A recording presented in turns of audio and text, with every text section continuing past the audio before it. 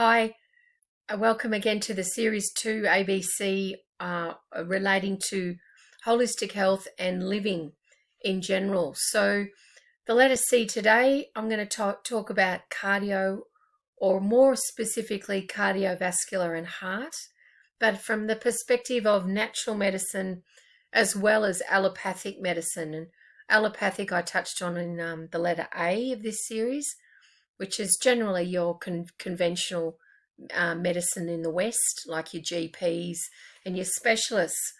So cardiovascular system overall is holistically connected, as the common sense tells you, because of the blood supply.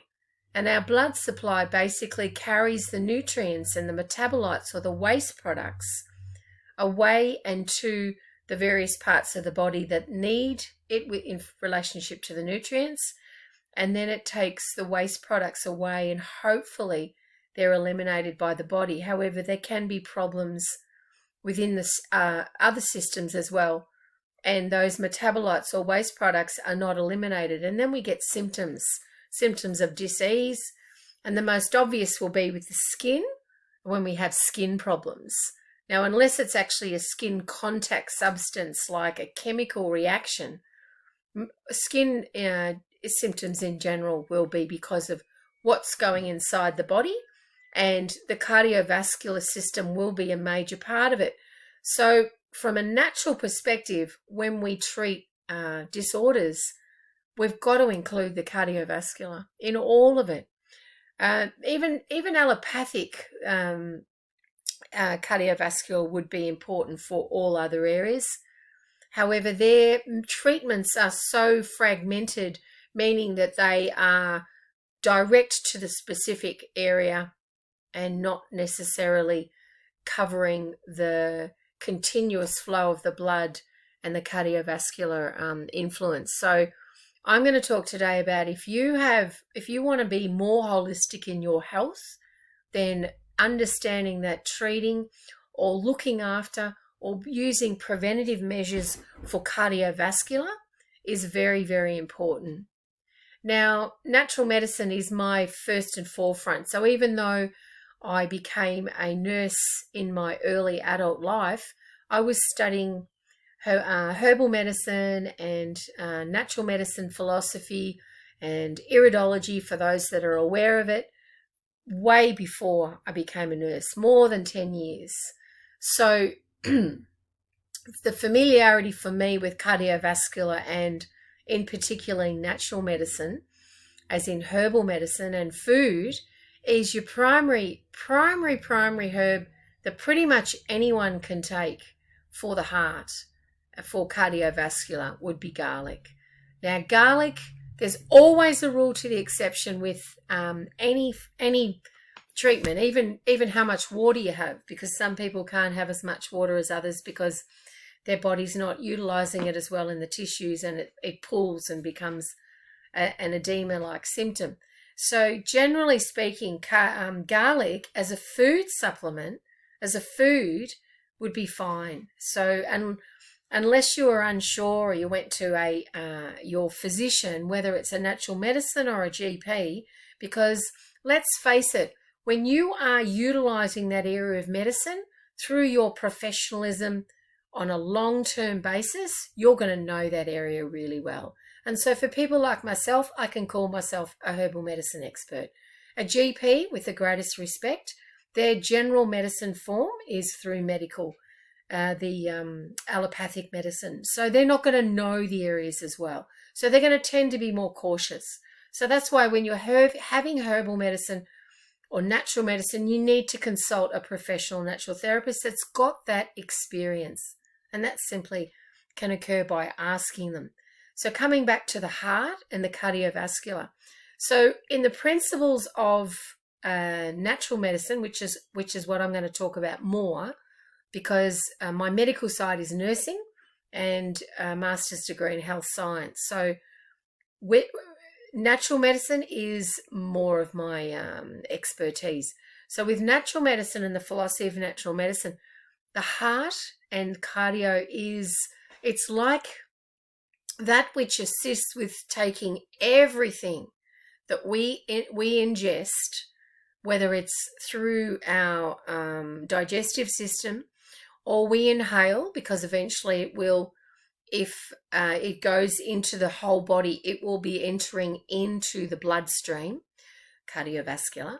So everything that we come in contact with in some form or manner has a cardio influence.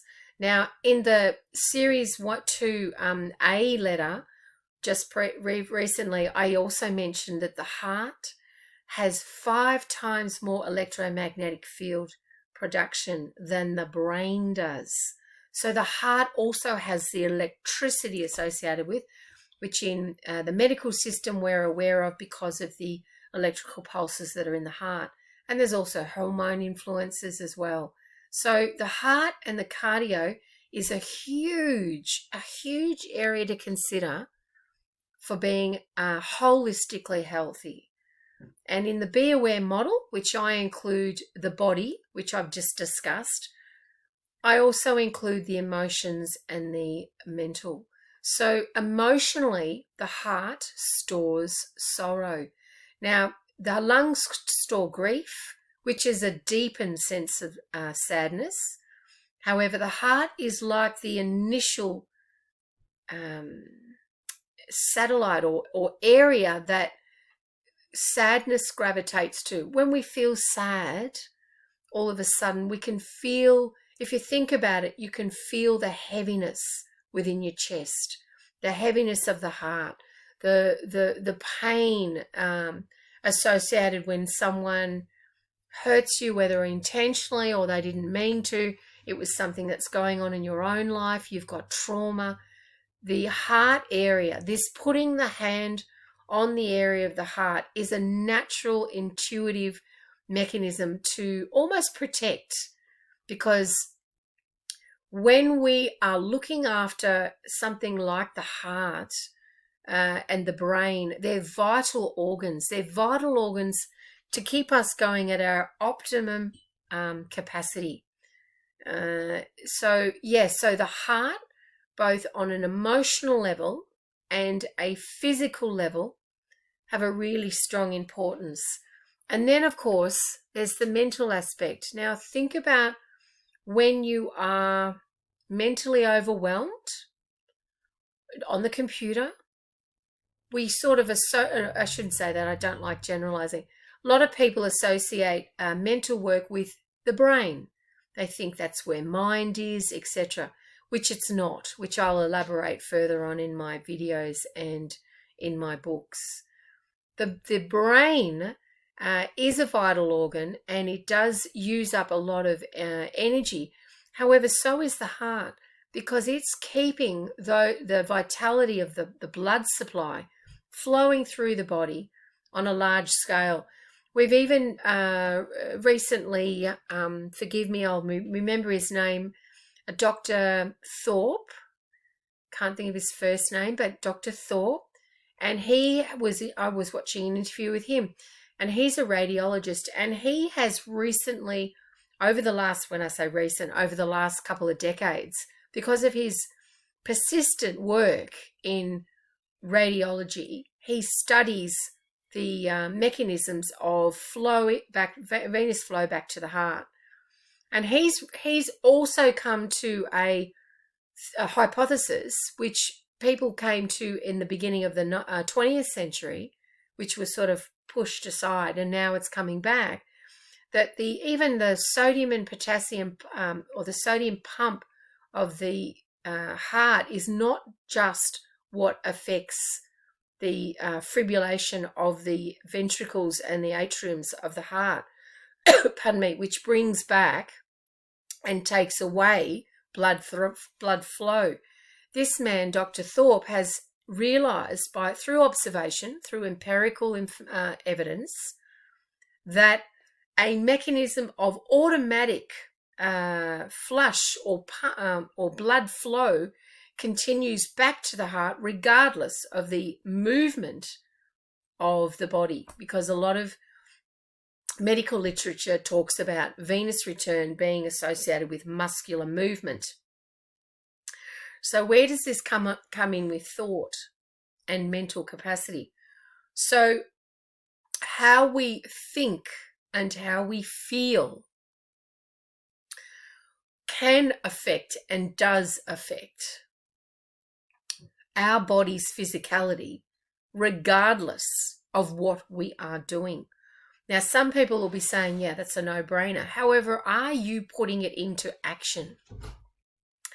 So when you all of a sudden have a thought that enters your mind realm, the field that contains the stillness and movement of thought, number one, are you establishing that it's your own thought?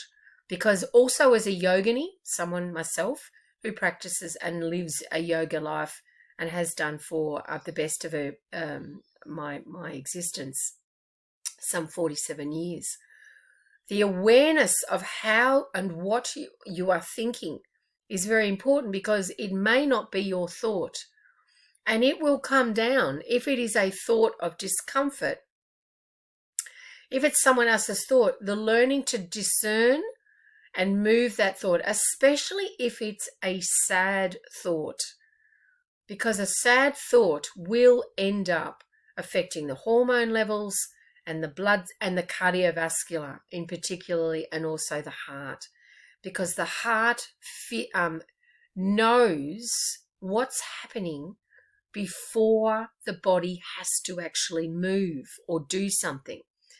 In which case, then we can also affect our bodily functions through what we're thinking, which people talk about as far as mindfulness. For me, it's about mind awareness, because to have a full mind, how can we have a full mind? How can we have a full mind when the mind is an infinite field of capacity to hold as many thoughts as it can actually manage? And even then it's beyond that, because as I was saying before, not every thought that comes into our realm is our own thought. We could walk past someone and we could be picking up on their thoughts. Some people might not even be at the stage where they're aware of it. However, it's true. It's what happens. Our mind fields are beyond that. Psychology works around this. This is why they use manipulative programs, and they did lots of experiments in the 60s and etc., because they were also aware of the environment that people can put themselves in, such as prisons like the Stanford prison and the Ash experiment, and the woman, Mrs. Brown, that the teacher that did an experiment on blue eyes and brown eyes. I think it was Mrs. Brown. Anyway, I'm going off track. It's not all off track, because at the end of the day, understanding that looking after our cardiovascular system, which is the heart and the blood vessels that flow around the body, and the piping associated with it, which is endothelium tissue. Now, endothelium tissue is a very poignant subject at the moment with a lot of the scientists, because a certain experiment that's lasting for around 2 years and finishes in 2023, associated with substances that people are getting injected in their body. We know that these substances are affecting the endothelium, which means it's affecting the cardiovascular walls and affecting the organs, including the heart. So garlic for a start. And then there's other beautiful herbs, simple herbs that you can buy over the counter, like rosehip. Rosehip tea is another great one for cardiovascular. I've treated varicose veins with rosehip. Beautiful substances, as well as your dark green leafy veggies and your wholesome foods. Treat yourself when you want to, but don't do it more than a small percentage within your daily activities. Overall, though, living from your heart awareness, as well as your cardio awareness within the body, as well as how you feel, more joy than sadness, and more mindful thoughts about your what you're doing will help with holistic health. So thanks for watching another one, and like if you like, and share if you can. Thanks very much. Namaste. Love always. Bye.